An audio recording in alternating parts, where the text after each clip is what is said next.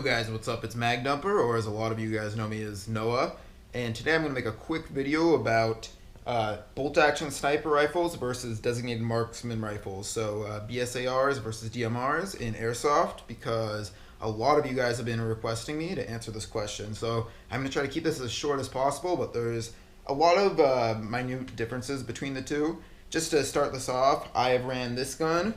This is my SR25, a lot more than my bolt action. My bolt action is kind of a recent build, but I feel like I have sufficient experience with both platforms now to make a video about this. And there's not really any good YouTube videos that really will go over all the small details. So let me get this started. So honestly, the biggest advantage is very obvious to a DMR. It's a semi-automatic gun. It has easily detachable magazines that hold a lot more than the DMR than the bolt actions do. So you just win in firepower. There's no way around that. And in a lot of situations, that is going to be a huge advantage, especially in Airsoft, because in Airsoft you're going to be engaging many people fast. And if they're, I don't know if you guys saw, but in my most recent video, there's a car, and I eventually got most of the people with my bolt action. But if I had my DMR, I would be lighting them the fuck up the whole time. So, that's pros and cons. The sniper leads itself to a more stealthy gameplay.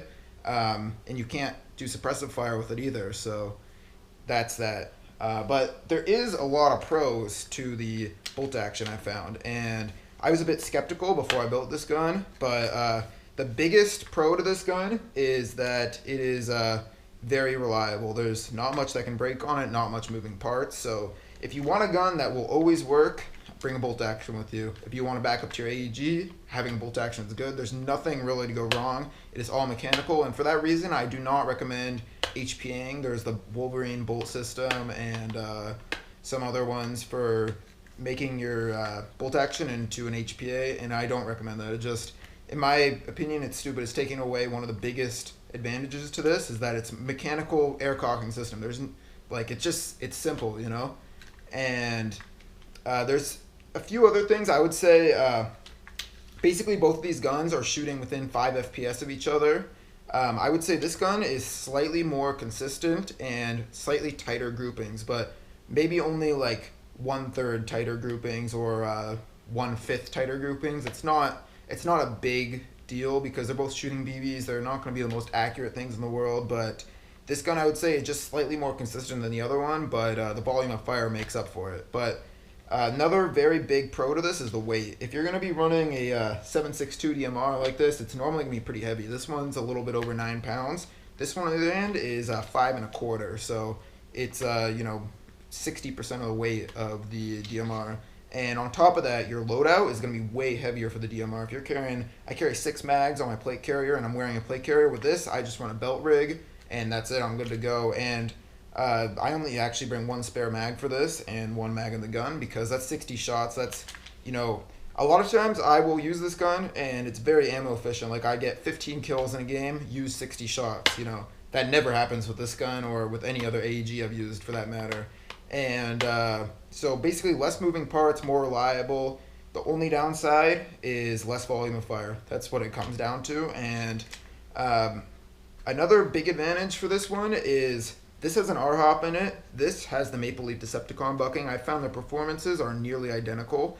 The Decepticon is basically like a drop-in R-hop, and it doesn't work on AEGs though because of the way that the barrel system is set up. The hop-up, basically the bucking on VSRs, the nozzle loads the BB like this. I know that's funny, but the nozzle loads the BB like this, and then the bucking is around the nozzle, and then it shoots, and then you cock it and it puts in another round. With an AEG, the bucking is sitting like this, and the BB is loaded, and then every time you press the trigger, the nozzle doesn't go into the bucking. So this lends itself to being more, basically just better consistency and just by design. And also this has a longer cylinder, more air volume, so that's better too.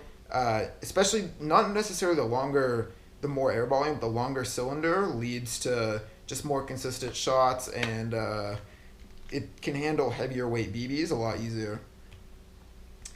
Another big advantage that the bolt action has over the DMR is that you're going to be able to use it at more AOs, or area of operation. So just you're going to be able to use it at more fields. It's going to be if you have a 500 FPS DMR, 500 FPS bolt action, more fields on average are going to allow the bolt action, because some fields just don't have DMR rules or have lower limits for DMR, especially at milsims. A lot of them have 600 FPS for this, 550 for that, or 550 for this, 450 or 500 for this. So you're going to be able to use it more, and it just makes a good backup to like an M4 primary or whatever if your M4 goes down during the day.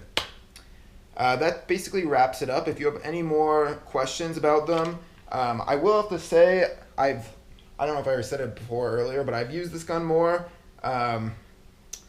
This gun is a lot easier to get big kill streaks on, but they're both good guns, and you know, I'm kind of in this position now where I have two guns that shoot really well, and I don't have a ton of airsoft guns. I have these two. I have my pistol and I have my AG, my normal AG and my full auto one, and I don't know when to bring this gun and when to bring this gun, because they're both really fun to use. They're both really effective, but I like to stick with one gun if I can, just to get really good with it. But I don't know. If you guys have any more questions, just leave them down below in the comments. And if you liked the video, give me a like. If you didn't, give me a dislike. And I will see you guys at the field.